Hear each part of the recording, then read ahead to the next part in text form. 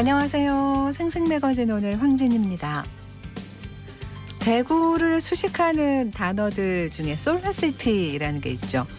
22년 전이에요. 벌써 2000년에 국제에너지기구의 솔라시티로 지정되면서부터 대구는 신재생에너지 도입과 활용에 일찌감치 눈을 돌렸는데요. 2004년에 솔라시티 조례를 제정하고 도심 곳곳에 태양광 발전소를 세우고 탄소 발자국 줄이기를 시민과 함께 실천해 왔습니다. 이런 노력들로 녹색에너지 도시 브랜드를 갖게 된 대구에 어제 아주 반가운 소식이 들렸어요. 3조 원의 투자 유치로 국내에서 가장 큰 규모의 태양광 발전 시설을 설치한다는 사업 내용이 공개된 건데요. 도심 노후 공장들의 오래된 성면 지붕을 걷어내고 전기를 생산하는 대구 스마트 산단 지붕형 태양광 프로젝트입니다. 원자력 발전소 한 기를 가동하는 것보다 더 많은 전기를 생산한다고 하니까 규모가 대단한 거죠. 이렇게 신재생에너지 보급률은 높아지고 또 참여 기업들은 전기요금을 절감하고 그리고 현장 시공은 모두 지역업체가 맡는다고 하니까 지역 경제에 미칠 파급 효과까지 정말 기대가 큰 사업입니다. KBS 대구 1라디오 생생매거진 오늘 12월 13일 화요일 순서 시작합니다.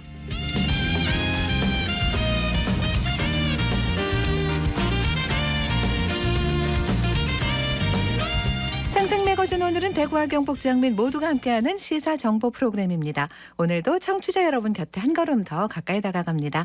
안동, 포항, 울릉 연결해서 날씨와 소식부터 전해드립니다. 안동입니다. 오늘 경북 북부 내륙 경북 북동산지에는 오후부터 밤사이 가끔 눈이 내리겠습니다. 예상 적설량은 1에서 3cm입니다. 기온 살펴보면 오늘 안동 영하 2도로 시작해서 한낮에 5도의 기온 보이며 평년과 비슷하거나 조금 높겠지만 오후부터 북서쪽에서 찬 공기가 남하하면서 내일 아침 최저 기온은 오늘보다 6에서 14도가량 큰 폭으로 낮아져서 우리 지역에 한파특보가 발표될 가능성이 있습니다. 한파 대비 철저히 해주시는 게 좋겠습니다. 안동시가 주최하고 한국정신문화재단이 주관하는 안동 눈빛축제가 오는 16일부터 내년 1월 24일까지 40일간 탈춤공원에서 개최됩니다. 올해 처음으로 개최하는 안동 눈빛축제는 눈썰 매장을 중심으로 가족, 연인, 관광객들에게 볼거리, 즐길거리가 넘쳐나는 겨울 놀이터를 제공할 계획인데요. 눈썰 매장을 비롯해 크리스마스 트리, 벽사는 탄사, 눈사람, 대형 스노우볼과 같은 조형물 포토존도 설치하고요. 겨울 먹거리, 주전부리 장터를 운영하고 플리마켓과 루돌프 열차, 보이는 라디오 등 각종 이색적인 즐길거리가 준비되어 있습니다. 여기 행사 기간 중에 다양한 이벤트들이 준비되어 있어서 오는 17일에는 첫눈 오는 날 및 개막 행사 이벤트가 진행되고 18일에는 오후 2시부터 한군예총 안동지회에서 주관하는 크리스마스의 기적 행사가 열리니까요. 풍성한 즐길거리가 있는 안동 눈빛축제에서 행복한 시간 계획해 보셔도 좋을 것 같습니다. 안동에서 전해드렸습니다. 이어서 포항입니다. 경북 동해안 오늘부터 북극 한파가 밀려들면서 기온 급격히 떨어지겠습니다. 포항이 아침 기온 4도 기록해서 어제와 비슷했지만 낮 기온은 9도에 머무르겠는데요. 바람도 강해지면서 강풍 예비특보 발효됐습니다. 내일이면 강풍특보 확대될 가능성이 있으니까요. 시설물 점검은 잘 해주셔야겠습니다. 포항에서 운영 중인 글로벌 기업 애플의 디벨로퍼 아카데미와 제조업 R&D 지원센터가 순항하고 있습니다.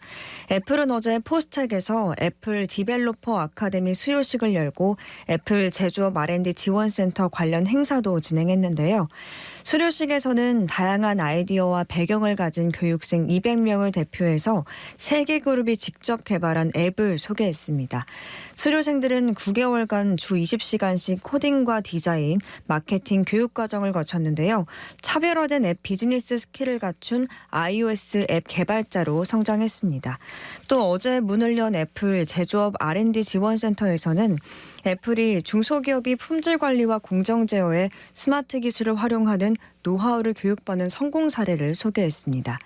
이 두 사업 모두 애플이 한국과의 상생 발전을 위해 추진한 프로젝트인데요. 지난해 우수한 R&D 인프라와 쾌적한 정주 여건을 갖춘 포항이 최적지로 선정되면서 포스텍에서 올해부터 운영을 시작했습니다. 지금까지 포항이었습니다. 이어서 울릉입니다. 울릉도와 독도는 강풍주의보가 발효된 가운데 비가 내리고 있습니다. 현재 기온은 어제보다 1도 낮은 5도, 습도는 80%입니다.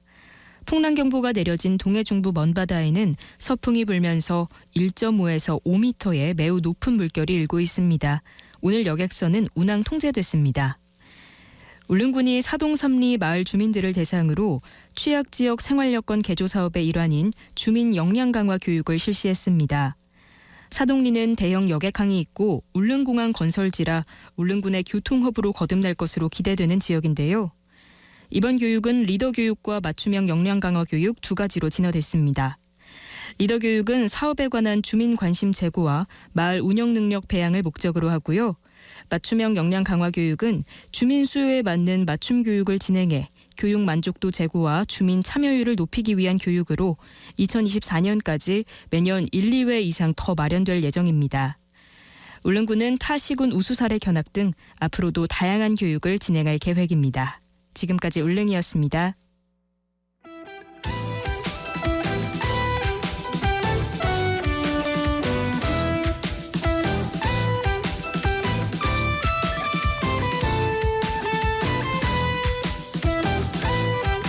네, 오늘을 보는 키워드 뉴스 화요일에는 매일신문 구민수 기자 함께합니다. 어서 오세요. 네, 안녕하세요. 네, 첫 번째 키워드 뭔가요? 공익대표 전담팀입니다. 공익대표 전담팀 무슨 내용이에요? 네, 지난 8월에 대구지검에 설치된 팀인데요. 네. 유령법인 해산, 호적 회복, 실종 선고 취소 같은 업무를 담당하는 곳이라고 합니다.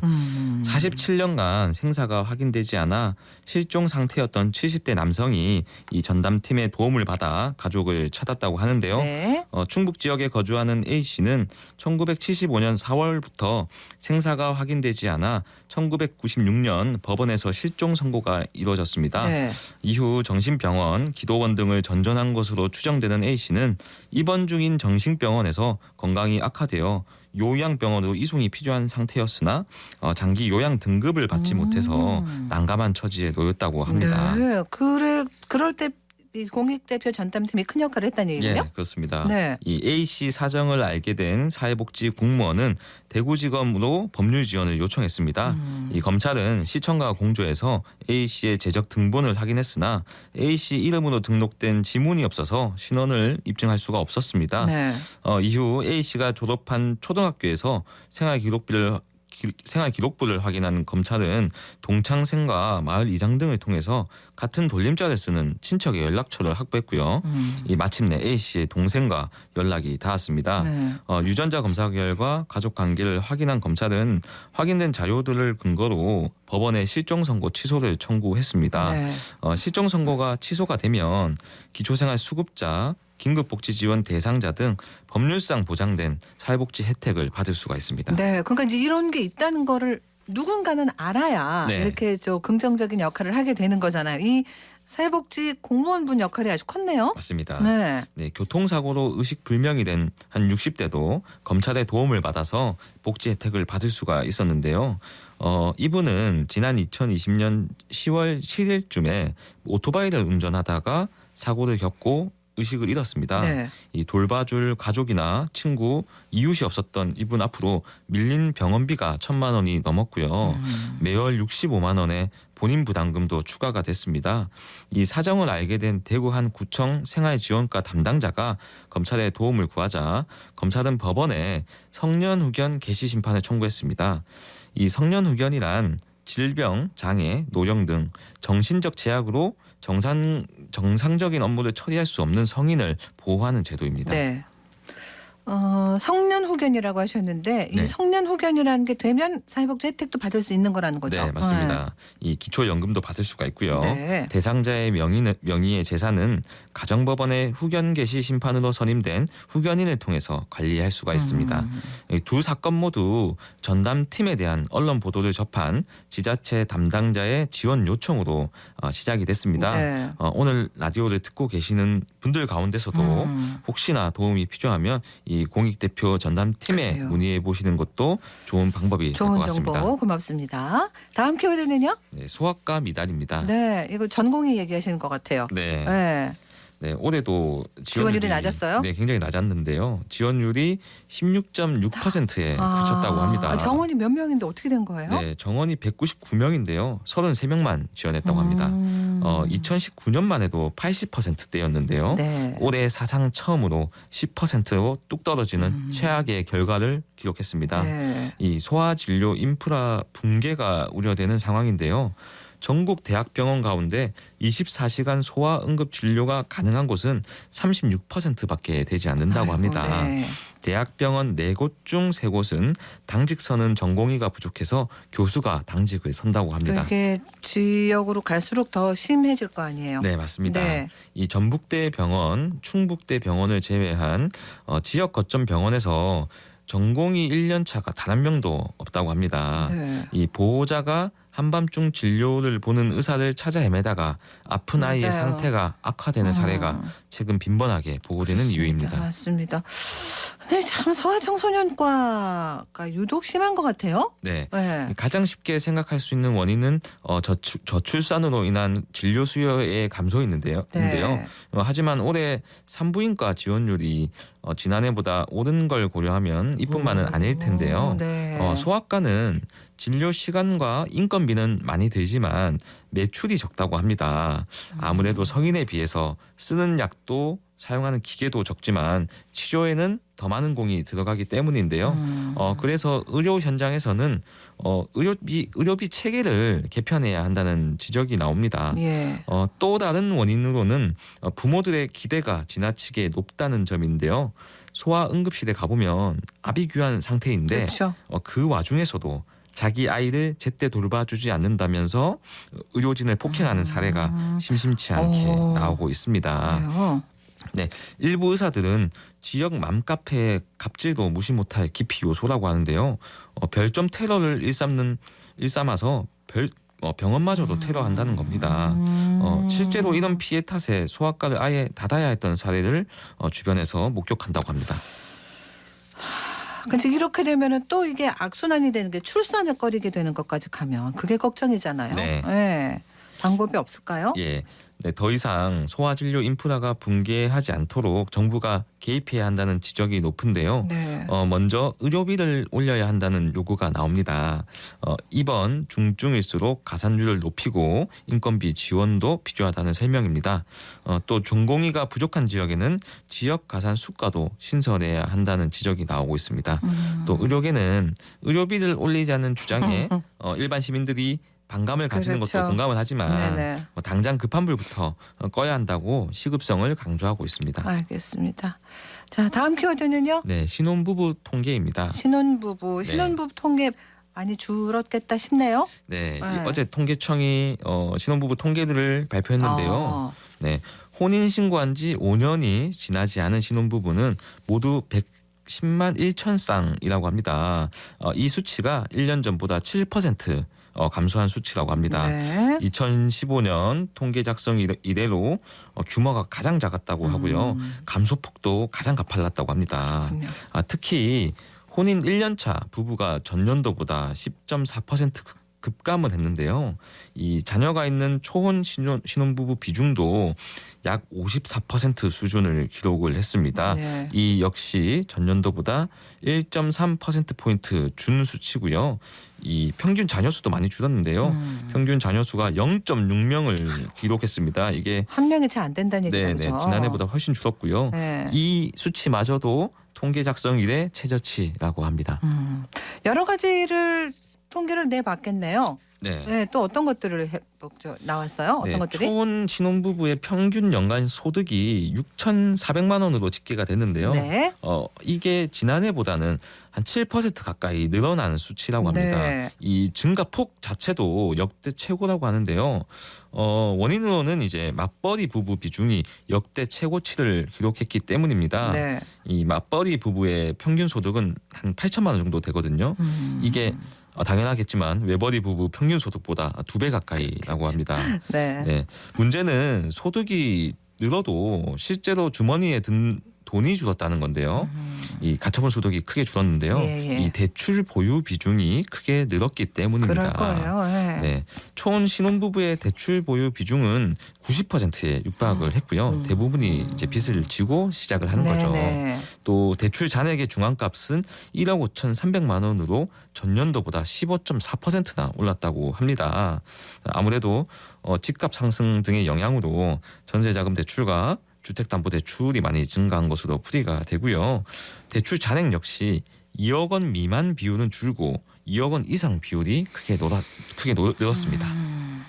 우리 구 기자도 아직은 신혼이라고 네. 봐야겠죠? 네, 이제 1년 그러니까 밖에 안 지났습니다. 어떤 대책이 현실적이라고 보시는 거예요? 네, 도심에 신혼부부가 저렴하게 아파트를 살 수 있는 환경이 조성되면 좋을 텐데요. 네. 이 신혼부부의 70%가 아파트에서 출발한다고 합니다. 그렇죠. 최근 지역의 주택 가격이 떨어져서 그 점은 좀 긍정적이지만 금리가 높아서 쉽게 도전을 못하고 있습니다. 네네. 정부도 특례 보금자리론을 도입하는 등 노력을 하는데요.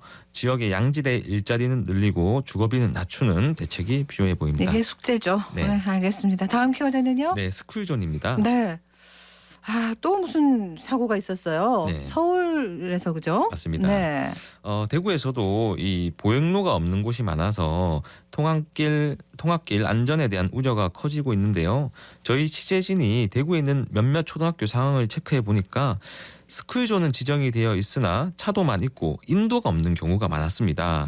이 노란 실선을 그어놔도 도로 폭이 좁으면 큰 차량이 침범하기가 일쑤였고요. 네. 결국 학부모가 차량이나 도보로 자녀의 통학을 도와야 했습니다. 이 때문에 통학로가 더 복잡해지기도 했고요. 스쿨존의 기본 취지가 퇴색됐다는 지적도 나오고 있습니다. 이 전문가들도 스쿨존은 학생들의 안전을 위해 특별히 만든 곳인데 차도와 함께 혼용도로 형식으로 머물러 있는 곳이 많아 안타깝다고 했습니다. 얼마 전에 누가 그 SNS에다 올렸던데 우리나라 이 차도와 인도 이 폭을 올려가지고 네. 너무 좀 큰일이다, 걱정이다 이런 거를 올렸더라고요. 맞습니다. 네. 이것도 방법은 우리가 어느 정도 다들 인지는 할 것 같은데 네. 그죠? 네. 지금 최근에 대구시가 스쿨존 위험 요소를 파악하기 위해서 지역 내 초등학교 모든 곳을 전수조사한다는 계획을 밝혔는데요. 네. 이번 달 안으로 점검이 이뤄질 예정입니다. 전문가들은 스쿨존에 색깔을 입히거나 과속 방지턱을 많이 만들면 운전자들이 보행자를 인식하고 속도를 줄이는 효과가 있다고 조언합니다. 네. 대구시도 사고 위험이 높은 곳은 과속 방지턱과 고원식 횡단보도 같은 속도 저감 시설을 설치하겠다고 밝혔습니다. 네. 마지막 키워드 얼른 하나 볼까요? 네, 쓰레기 산입니다. 뭔가요? 네, 전국에서 동시다발적으로 치고 빠지기식 범죄가 아직도 벌어지고 있는데요. 네. 지난해 11월에는 경기, 충남, 경북 등의 공장 11곳을 임차한 뒤 약 5만 톤의 폐기물을 무단 투기해서 92억 원을 챙긴 일당이 경찰에 붙잡혔습니다. 네. 한 지자체가 무단 투기 폐기물을 치우라는 명령을 내리자 며칠 후 그대로 다른 지역으로 옮겨가는 경우도 있었다고 근데 합니다. 이게 가장 큰 건 솜방망이 처벌이 원인이라고 보는데 이것도 진짜 대책이 근본적으로도 필요합니다. 네. 오늘 여기서 마무리할게요. 고맙습니다. 네, 감사합니다. 화요일 키워드 뉴스 매일신문 구민수 기자와 함께했습니다.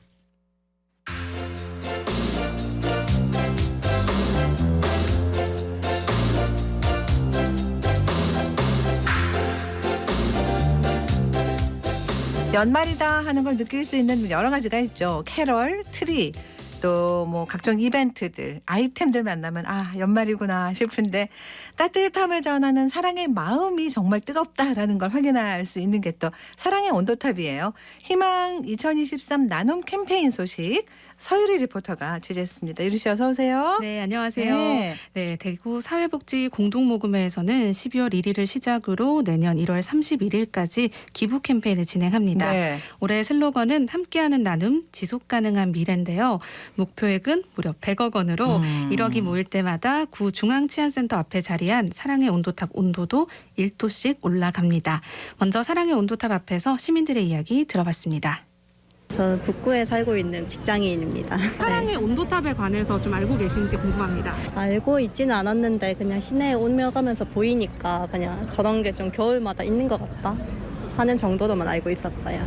평소에 기부나 봉사활동은 좀 하시는 편인가요? 저희 아버지도 기부를 좀 꾸준히 해 오셨었고 저도 그걸 봐왔다 보니까 저도 이런 것도 필요하겠구나 싶어서 꾸준히 월드비전이나 그린피스 같은 데는 계속 하고 있었어요. 이제 1년 다 돼가는 것 같아요. 희망 2023 나눔 캠페인 목표액이 얼마인지 혹시 알고 계신가요? 적혀 있던데 100억. 네, 요즘 다들 나 하나쯤이야라고 생각하는 분들이 많은데 기부에 있어서는 나부터라도 그런 마음으로 함께 동참할 수 있었으면 좋겠습니다. 나 한 사람의 그 힘이 보태짐으로 수많은 사람들에게 많은 희망을 줄 수 있다고 생각하니까 다른 분들도 조금이라도 마음 내셔서 백도 다 찬 거를 볼 수 있으면 좋겠습니다. 대구시 달성군에 사는 청년입니다. 오늘 친구들이랑 동성로에 놀러 나왔는데 거대한 탑 같은 게 있길래 봤더니 사랑의 온도탑이라고 하더라고요. 꼭 100억까지 모여서 모두에게 사랑이 나눔이 되었으면 좋겠다 생각이 듭니다.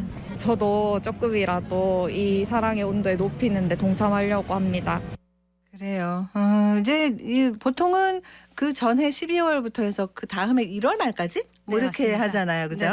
네네. 네. 1월 말쯤 되면 또 이렇게 확 좀 온도가 뜨거워지면 좋겠다 싶어요. 네, 맞습니다. 분위기 예년이랑 좀 비교해 봤죠? 네, 근데 올해는 좀 지역 경기 침체로 기업 기부가 많이 줄어들긴 했는데요. 그래도 아직 캠페인 초반이잖아요. 네. 앞으로 더 뜨거워질 기부 분위기를 기대해봐도 좋을 것 같습니다.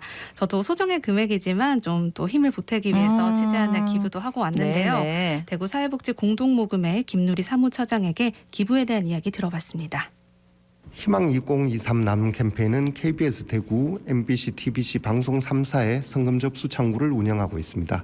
현금은 물론이고 쌀이나 생필품 등 물품으로도 기부 가능하시고요. 1억 원 이상 고액 기부 모임인 나노소사이티와 100만 원 이상 나눔 리더 이런 프로그램도 있지만 적은 금액으로 참여하실 수 있는 것도 있는데요. 착한 가게, 착한 가정, 착한 시민 등 다양한 기부 프로그램이 있습니다. 대구 사랑열매 홈페이지나 전화로 기부 상담해 주시면 친절히 안내해 드리겠습니다. 고액 기부자 모임인 나노소사이티 회원 가운데 대구는 고인의 비율이 10%로 전국에서 가장 높습니다. 두 번째로 높은 부산 5.5%보다 거의 2배나 되는 게 인상적인데요. 얼마 전에 세상을 떠나신 모친의 장례 조의금을 전액 기부해서 어머니를 나노소사이티 회원으로 모신 분이 계셨는데 곧이어서 오래전에 돌아가신 어머니를 그리워하면서 큰 금액을 기부해서 어머니와 아들이 나란히 나노 회원이 되신 기부자님들이 연달아 탄생하게 됐습니다. 올겨울 유독 경기 침체 그리고 고금리, 물가 상승 등으로 모두가 어려운 시기입니다.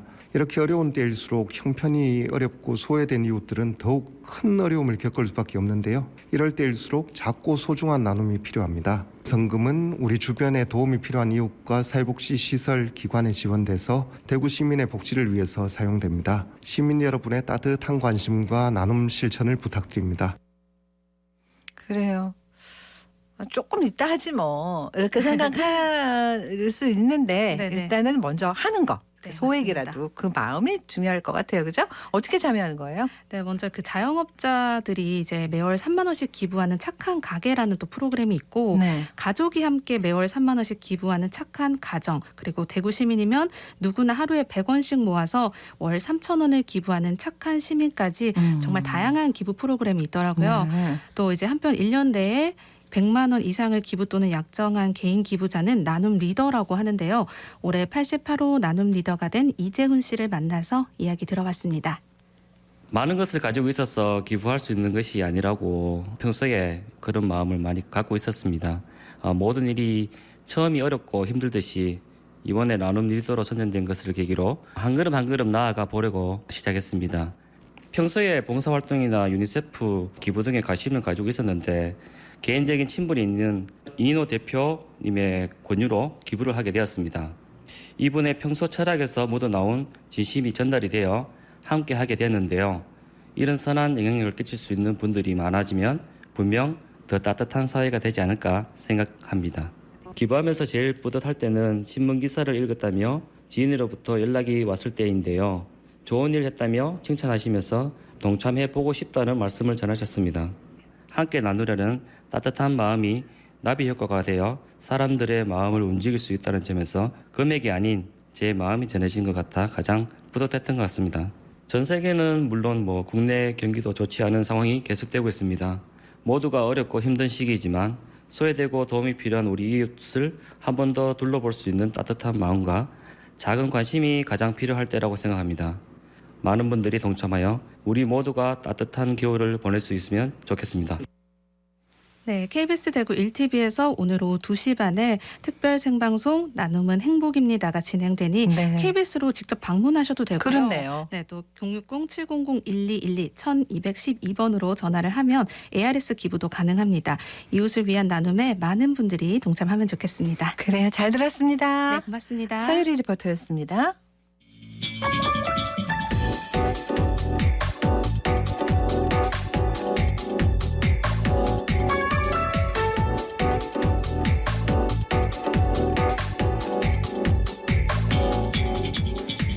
묻고 듣고 생각과 마음을 나누는 방송. 지금 여러분께서는 대구 경북을 보고 듣는 생생 매거진 오늘을 함께하고 계십니다.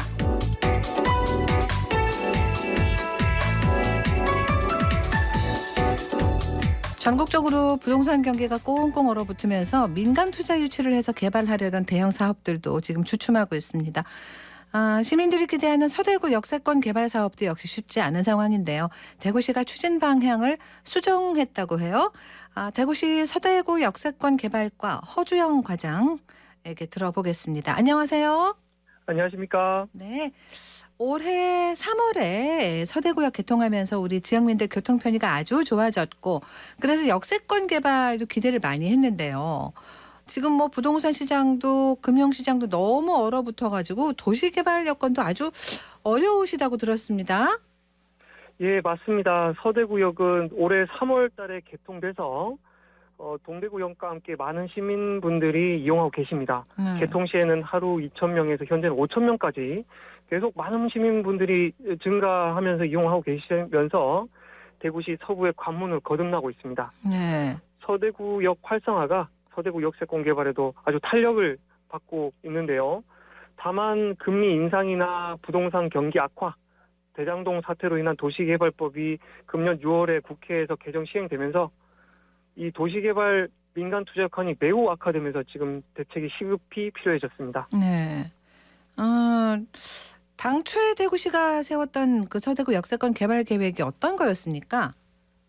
서대구 역세권 개발은 크게 두 가지 사업으로 설명드릴 수가 있습니다. 첫 번째로는 서대구역 인근의 4개의 하합폐수 처리장을 통합해서 지하화하고 그 상부를 공원화하는 하합폐수 처리장 통합지하 사업. 그리고 이것은 BTOA 방식으로 추진하고 있었는데요. 네.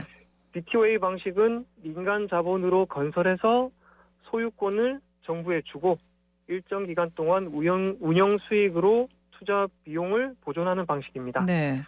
두 번째 사업으로는 복합 환승센터를 조성하는 사업을 포함해서 역 주변을 도시개발하는 서대구 역세권 도시개발 사업이 있는데 이 서대구 역세권 도시개발 사업은 서대구역 주변 66만 제곱미터를 도시개발법에 따라서 낙후된 도시지역에 도시개발을 하는 그리고 이 방식은 민간 공동시행 방식으로 하는 사업으로 준비해오고 있었습니다. 네. 이제 지금 상황이 달라졌으니까 뭐 사업 방식도 바꿔야 되는 거고 이렇게 선택과 집중을 하자 이런 건가 봐요. 네, 맞습니다. 통합지하 사업은 앞서 말씀드린 방식에 따라서 차질 없이 진행되고 있습니다. 반면에 도시개발 사업은 도시개발법 개정이나 금리 인상, 레고렌트 사태와 같은 민간 투자 여건에 매우 영향을 많이 받고 이 영향이 악화되면서 지금 개선이 시급히 필요한 상황인데 네. 이런 특히 이 중에서도 도시개발법 같은 경우에는 도시개발법 개정이 대장동 사태로 인한 거였고 이 대장동 사업 방식이 전국적으로 민간 공동개발 방식을 억제하는 방식으로 추진되다 보니까 특히 저희와 같은 서대구 역세권 개발 사업에는 개선이 시급하게 필요하게 됐습니다. 네. 그래서 우리 시는 이런 문제점을 분석해서 부지 여건별로 특성에 맞게 단계별로 개발하도록 사업 방식을 전환해서 추진하게 됐습니다. 가장 먼저 1단계로 추진하는 것은 공공성이 높은 복합환승센터를 특히 남측의 경우에는 공공주도로 추진하는 사업이 되겠고 또 북측의 경우에는 리츠 방식으로 추진을 합니다. 그리고 2단계는 한전부지에 대해서 대구도시공사가 한전이 이전하게 되면 이것을 개발하는 방식. 3단계로 사유지는 사유지의 그 소유자분들께서 자력 개발을 유도하는 방식. 그리고 4단계의 달서천 하수처리장 후적지가 발생하게 되는데 네. 이것도 개발 여건에 맞게 개발 계획을 수립해서 각각 여건에 맞는 맞춤형으로 개발하는 방식으로 전환하는 것이 이번에 사업 방식을 전환한 내용이 되겠습니다. 그럼 개발 여건이 어려우면 복합 환승센터는 짓지 말고 서대구역만 잘 운영하면 되는 거 아닌가? 뭐 이런 얘기 하실 수도 있잖아요. 근데 이제 교통 허브라는 게 어떤 건지 이 사업의 큰 틀을 알아야 이해가 되겠어요. 네. 네. 예, 좋은 지적이십니다. 그 서대구역은 KTX나 SRT가 정차하는 고속철도 정차역이고 앞으로 대구권 광역철도나 대구 산업선 그리고 통합신공항과 연결하는 공항철도 또 대구 광주를 연결하는 달빛 내륙철도가 계획되어 있어서 앞으로 점차 성장하는 대구의 핵심 주요 거점역이 될 것입니다. 네. 하지만 이렇게 그 주요 거점역 건설에만 머무르지 않고 동대구역에서도 복합환센터의 성공 사례와 같이 서대구역에서도 철도 기능에다가 버스, UAM과 같은 미래교통을 포함하는 환승시설을 통합해서 영남권의 새로운 교통허브로 조성하고 이와 연계해서 문화라든지 상업, 업무 기능, 또 청년 및 기업 지원 시설을 배치함으로써 최고의 시너지를 만드는 역세권을 개발해서 대구 미래 50년 발전을 이끌어내는 것이 서대구 역세권 개발의 본래 목표라고 설명드릴 수 있겠습니다. 그래요. 그리고 이제 지금 동대구역의 복합 환승센터처럼 그렇게 잘 동대구역이 돼 있잖아요. 네네. 그래서 이제 서대구역 주변도 그렇게 되면 좋겠다라는 생각은 아마 시민들이 할 텐데 그 남쪽 복합 환승센터를 먼저 짓는 그 사업을 조금 더 빠르고 안정적으로 추진할 수 있는 방법들도 이제 찾고 있는 거죠? 예. 그렇습니다. 좋은 질문 감사드립니다. 서대구역 복합환승센터는 서대구역 남북측에 조성되는데요. 네. 특히 복합환승센터 남층에는 환승시설, 이 환승시설에는 서대구 고속터미널, 서부정류장, 북부정류장을 모두 통합하고 또 UAM이라든지 미래교통시설도 환승 가능하게 하는 환승시설을 집어넣고 스타트업 플랫폼, 컨벤션센터, 청년주택과 같은 청년 및 기업 지원 시설들의 공공기능을 중심으로 국비, 시비, 국가정책을 투자해서 정책기금을 투자해서 우선 추진합니다. 이렇게 공공주도로 추진하는 만큼 현재의 열악한 그리고 안 좋은 민간 투자 여건하고 무관하게 안정적으로 추진될 수 있고 전체적인 개발 여건을 개선해서 향후 전체 역세권 개발의 마중물 역할이 될 수 있도록 할 예정입니다. 그래요.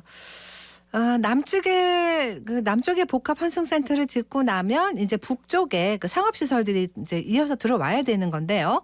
이쪽은 네네. 그럼 어떻게 개발하는 거예요? 예, 서대구역 북측에는 대구시 부지와 한국철도 부지가 같이 혼재돼 있어서 네. 한국철도공사와 긴밀한 협의가 필요합니다.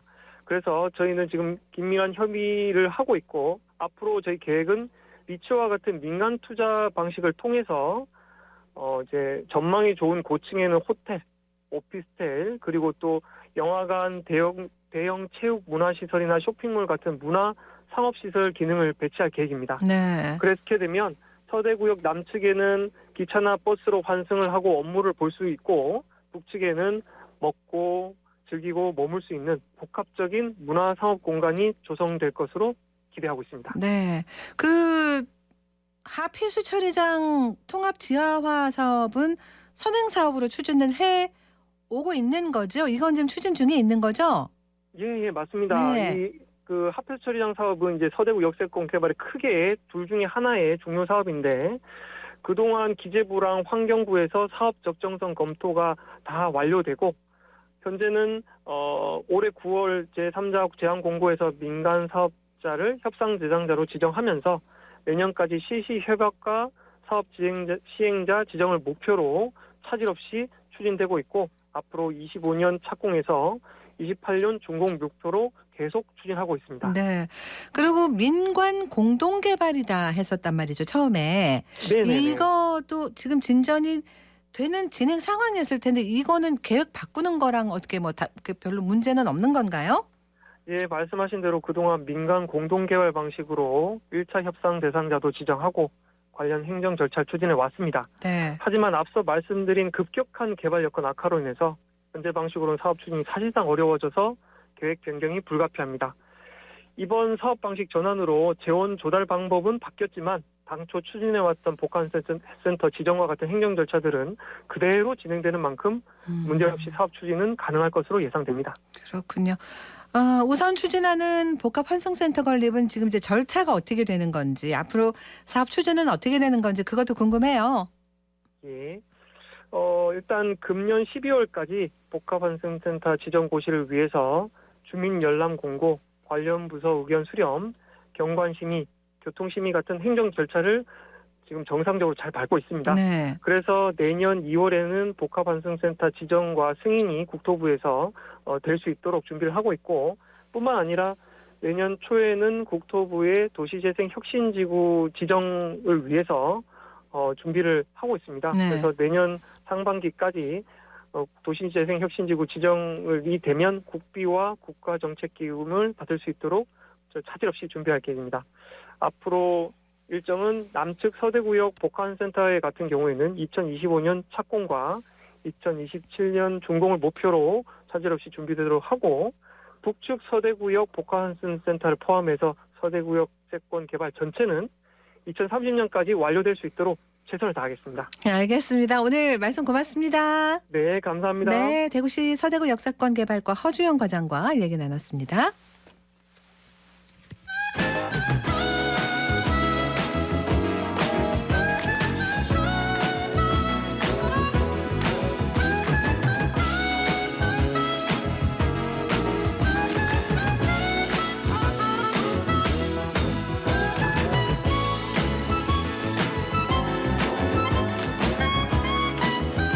네, 11시 42분 됩니다. 급여소득자에게 13월의 월급인 연말정산, 이제 또 준비를 꼼꼼히 해야 할 때가 됐습니다. 오늘 어쨌든 경제 연말정산에서 효과적인 절세 방안 좀 알아보죠. 전미영 디지털 자산관리 전문가 오셨습니다. 안녕하세요. 네, 안녕하세요. 네. 또 왔구나 싶습니다. 네. 네, 꼭 필요한 거고 해야 되는 거고요. 네네. 네. 그 소득이 있는 직장인이라면 12월마다 잊지 않고 챙겨야 되는 게 이 바로 그렇습니다. 연말정산인데요. 네. 연말정산은 한 해가 끝나고 최종적으로 내야 하는 세금이 결정됐을 때 임의로 우리가 납부했던 세금과 비교해서 정산하는 절차를 말합니다. 우리가 전문 용어로 보면은 원천징수액과 결정세액을 정산하는 건데요. 네. 이것을 이제 누군가는 세액 환급을 받기 때문에 13월에 월급이라고 하고요. 반대로 내야 할 세금이 더 많은 경우는 또 오히려 이 차액을 추가로 그렇죠. 납부해야 되는 네. 경우가 있으니까 네. 이게 추가 납부세액이 또 부담이 맞습니다. 될 수가 있습니다. 네. 그 개인 소득세율이 현재 어느 정도 되는 거예요? 네, 지금 개인의 연간 소득에 따라서 이제 이 과세 표준에 따라 이제 세율이 달라지는 상황이 네. 되는데요. 우리 소득 구간이 높을수록 더 많은 세금을 내는 그렇죠. 그런 상황이잖아요. 그 이 과세 표준을 보면 세율 구간을 확장하는데 기준이 되는 게 이제 연간 소득을 말하는데요. 네. 물론 소득 구간에 따라서 역차별이 발생할 수 있기 때문에 일반적으로 이 구간별로 누진세가 적용이 됩니다. 그 예를 들자면 소득이 이제 5천만 원 같은 경우는 5천만 원에 대해서 24%의 어떤 누진세가 적용이 되는 게 아니라 1200까지는 우리가 일반세율 6%, 1200에서 4600까지는 15%가 되거든요. 그리고 15%. 그리고 4600을 초과한 이 5천만 원까지가 24%가 적용되는 그러한 형태로 이제 되는 상황이고요.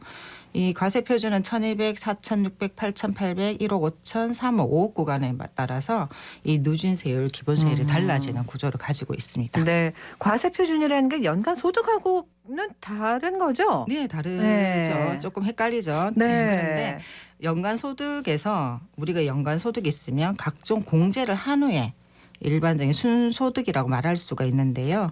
이 과세 표준의 연간 총소득을 이 과세 표준을 보면 연간 총소득에서 우리가 공제가 되는 게 대표적인 게 인적공제, 연금보험료 공제, 특별소득공제, 그 밖에 소득공제들이 있어요. 네. 이런 것들을 제하고 남는 이제 일반 소득이 과세 표준이 되는 겁니다. 그래서 이 연말정산이란 것은 이 부분을 잘 챙겨서 원청징수된 세금을 많이 이제 환급받으려는 상황이기 그렇죠. 때문에 보너스 같은 느낌이 되는 거죠. 네. 그래서 대표적으로 우리가 세액공제 항목에는 근로세액공제, 자녀세액공제 연금 계좌 세액공제 등이 있습니다. 네. 세금을 직접 깎아주는 것이기 때문에 체감 공제 효과가 소득 공제보다 클 수가 있어요. 결국 자신이 받을 수 있는 소득 공제 항목과 세액 공제 항목을 잘 챙겨서 전략적으로 연말정산을 준비하시면 세금 혜택을 극대화할 수 있는 그런 상황이 되는 겁니다. 네. 소득공제도 있고 세액공제도 있고요. 할 때마다 헷갈립니다. 네, 맞죠. 네. 이름이 좀 비슷한 네. 느낌인데요.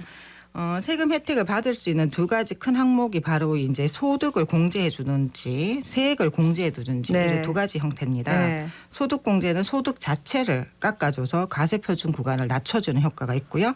세액 공제는 최종적으로 내야 할 세금에서 세금을 정산해서 이제 깎아주는 역할을 네. 하게 됩니다. 네. 그 둘 간의 차이가 있는데요. 대표적으로 소득 공제는 인적 공제, 연금 보험료 공제, 특별 소득 이제 공제 등 이런 것들이 있는데요. 과세 표준은 연간 소득에서 이 모든 항목을 제외하고 결정되게 됩니다. 네. 말씀하신 대로 그 연금저축이 이 연말정산 절세의 가장 큰 대표적인 금융 그렇죠. 상품인데요. 예, 예. 네. 다른 예를 들면 뭐 지금이라도 내가 뭐 좀 더 넣겠다, 뭐 혜택 받으려고. 그렇죠. 네, 그렇게들 하는데 이거 가능해요? 그렇지. 이제 12월이니까 12월까지 납부액을 이제 정산을 하기 때문에 올해 납부를 안 하신 분들은 12월에 한꺼번에 이렇게 준비를 할 수가 있습니다. 그것도 가능한 거죠. 그렇죠. 네. 그래서 지금 12월에 항상 이런 것들을 점검을 하는 건데. 연금 종류도 되게 많던데요. 네네. 네. 그래서 세액 공제 가능한 연금저축 계좌와 개인형 IRP 계좌가 있습니다. 네. 연금이라고 모든 게 되는 게 아니고요. 그렇게 있기 때문에 연금저축 계좌와 개인형 IRP 계좌가 또 혼돈이 또 되고 있잖아요. 네. 그래서 그 연금저축 계좌는 개념 한번 살펴보시면 노후 준비를 위해서 투자를 하는 연금 상품으로 납입 기간 동안에 세액 공제를 받고 이 수령 시에 연금 소득으로 저율과세하는 상품으로 세제 지원 상품이 따로 있습니다. 네. 이 상품하고 그 개인형 IRP 계좌는 퇴직연금 제도 중에 하나이기 때문에 이거는 모든 취업자나 자영업자 등이 자유롭게 적립해서 은퇴 전에 연말정산을 이제 이렇게 할 수 있고요. 세액공제를 은퇴 후에는 연금으로 활용 가능한 상품으로 따로 이렇게 두 가지 계좌가 준비되어 있습니다. 네, 지금 말씀하신 건 소득공제고요. 그렇죠. 세액공제는 어떻게 되는 거예요, 혜택이? 이 두 가지 상품의 이제 세액공제 혜택을 보신다면 이 퇴직연금 계좌와 IRP 저축액 전체 12% 정도가 세액공제가 되는데요. 네. 일단 이제 이 세액공제는 급여액과 나이에 따라서 조금 차등이 됩니다. 그래서 본인 소득과 나이에 따라서 세액공제 납입 한도가 다르게 되는데요. 네. 이걸 또 뭐 예를 들자면 총 급여액이 5,500 미만이냐 이상이냐 그리고 50세 기준으로 미만이냐 이상이냐에 따라서 납입 한도가 달라질 수 있는데요. 네. 일반적으로 5,500 이하 50세 미만이라면 연간 700만 원까지 납입 한도를 가지고 이렇게 세액공제를 받을 수가 있고요. 이 부분이 2023년 1월 1일부터 세액공제 납입 한도가 확대가 되기 때문에 900만 원까지 확대돼서 연금저축은 이제 400에서 600까지 납입 네네. 한도가 확대가 됩니다. 네네. 그러니까 이제 나이에 따라서 그런 것들이 그 금액도 달라지고 하니까 그렇죠. 예, 그런 것도 살펴보시면 될 것 같아요. 알겠습니다. 네. 연금저축 계좌에서 투자 가능한 상품들은 어떤 게 있어요? 네, 연금저축 계좌는 그 펀드나 형태가 ETF나 리츠 등의 투자가 가능하고요. 조금 전에 말씀드린 개인형 IRP 계좌, 퇴직연금 계좌 같은 경우는 펀드나 정기예금, ETF, 리츠, ELB, 현금성 자산 등 이렇게 다양하게 투자가 가능하게 됩니다. 네, 이 두 계좌 투자 비율을 보면 차이가 있어요? 네네, 아까 말씀드렸듯이 연금저축 계좌는 공격적으로 주식형 펀드나 ETF 등 위험 자산의 적립금의 100%까지도 네. 투자할 수가 있고요. 네. 이제 IRP 계좌는 위험 자산에는 최대 70%. 나머지는 우리가 지금 정기예금이 굉장히 높잖아요. 네. 퇴직연금, 정기예금도 높은데 네. 퇴직연금 IRP 계좌는 예금과 안전자산 같이 혼용해서 그 적용을 할 수가 있습니다. 네. 올해 연금 투자 트렌드는 어때요? 어떤 특징이 있습니까? 올해 같은 경우는 금리 인상기이기 때문에 최근 원리금 보장과 정기예금, 리츠 쪽 투자를 선호하는데요. 그렇지만 지금 각 운용사에서 굉장히 TDF가 여전히 인기가 많은 상황이고요. 특히 지금 이렇게 금리가 이제 시장이 하락기고 또 여러 가지 혼조세에 있을 때는 이런 전문 운용사가 투자하는 간접적인 투자 상품이 편리하고 효과적일 수가 있습니다. 네. 그래서 이 TDF를 한번 살펴보시면 이게 타겟 데이트 펀드라고 투자자의 은퇴 시점에 맞춰서 이 타겟으로 투자 자산과 이 안정적인 포트폴리오를 관리할 수 있는 장점이 있는 펀드인데요. 네. 안정적인 수익과 공격적인 투자를 접목해서 다양한 TDF 상품들이 운용사마다 금융회사마다 이렇게 출시돼 있으니까 본인의 은퇴 연령에 맞게 이렇게 선택하시면 좋을 것 같습니다. 네, 절세 효과가 큰 연금저축 계좌의 특징들 잘 알아두고 활용을 하면 좋겠습니다. 네네, 이제 네. 뭐 고령화 시대이기 때문에요. 네. 연금저축 계좌의 주요 특징 간단하게 한번 짚어보면은 납입 기간 중에 세액공제를 이렇게 받는데 이 납입 기간은 보통 5년 이상 이렇게 유지가 돼야 되고요. 네. 55세 이상 수령을 10년간 나눠서 타야지 또 저율과세가 적용이 됩니다. 그리고 일시납으로 또 이렇게 또 해지를 하게 된다면 기타 소득세 부과가 되기 때문에 이게 지금까지 세금 혜택 받던 부분들을 다시 그 반납해야 되는 부분들이 있어요. 이런 것들 참고하시고 또 연금은 계좌 이전 등이 가능하기 때문에 금융사가 가지고 있는 형태를 이렇게 변경하고 싶으면 계좌 이전을 희망하는 금융회사에 신청하시면 됩니다. 요즘 각 금융사마다 앱들이 굉장히 잘 돼 있어서 그렇죠. 간편하게 진행이 되고 있고요. 네. 또한 이 IRP 계좌 같으면 연금으로 이전하거나 또는 연금저축에서 IRP를 이전하는 데는 이렇게 두 상품 간에 또 이전도 가능하는데 이 경우는 세 가지 요건들이 또 이렇게 갖춰져야 돼요. 그래서 세 가지 요건이란 것은 가입자 연령이 55세 이상이 되어야 되고 가입일로부터 5년이 경과돼야 되고 또 이전하는 계좌로 전액 이체가 돼야 되기 때문에 이 연령이나 가입 기간들 요건들 잘 살펴보시고 연금 간소화 서비스를 이용하시면 편리할 것 같고요. 이 13월에 월급을 적극적으로 준비해서 풍성한 연말을 보내시면 좋을 것 같아요. 알겠습니다. 오늘 말씀 고맙습니다. 네네, 감사합니다. 전미영 디지털 자산관리 전문가와 함께했습니다. 별 하나 있고 너 하나 있는 그곳이 내 오랜 밤이었어. 사랑해란 말이 머뭇거리여도 거짓은 없었어. 난 하나 있고 참 조용했던 그곳이 내 오랜 밤이었어. 어둠 속에서도 잠 이루지 못해 흐느껴오는 너의 목소리. 그대 곁이면 그저 곁에서만 있어도 행복했단 걸 그 사실까지 나쁘게 추억 말아요. 오랜 날 오랜 밤 동안 정말 사랑했어요. 어쩔 수 없었다는 것 말고 안 될 거라 생각하겠지만 믿게 날 기억하지는 말아줄래요. 아직도 잘 모르겠어 당신의 흔적이 지울 수 없이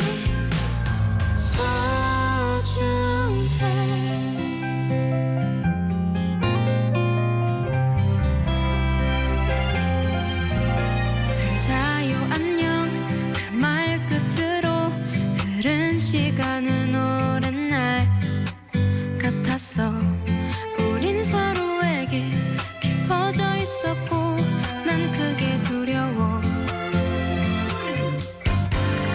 넌 가만히 있고 나도 그러했던 순간은 우리 오랜 날 함께한 시간을 아무런 의미도 없듯이 추억만 하게 하겠죠. 그대 곁이면 그저 곁에서만 있어도 보고 싶고 또 행복했어. 그건 진심이었어. 오랜 날 오랜 밤 동안 정말 사랑했어요. 어쩔 수 없었다는 것 말고 안 될 거라 생각하겠지만 믿게 날 기억하지는 말아줄래요.